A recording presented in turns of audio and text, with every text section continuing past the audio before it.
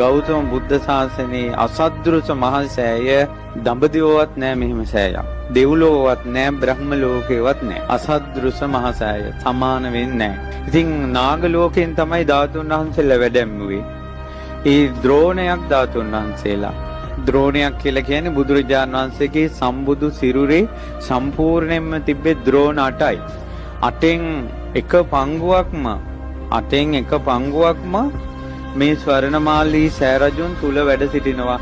තුන් ලෝකේ කිසිම ස්තූපයක තරම් ධාතුන් වහන්සේලා වැඩ සිටින්නේ නැහැ. ඒ නිසා මේ උතුම් ස්වර්ණමාලී මහා සෑරජුන් තරම් ආනුභාවයි. ඒ වගේ භූමියක තමයි අද ඔබ මේ පින්කම් කරන්නේ. එදා ලංකාවේ වී වේලා ගන්නවත් ඉරව්ව වැටුන්නේ නැහැ කියනවා. අහසේ කසාවතක් ඇතුරුවා වගේ කියනවා රුවන්වැලි සෑයට සංඝයා වැඩපු දවස. 96 කෝටියක් පිරිත් කියද්දින් තමයි ධාතු තැන්පත් උනේ.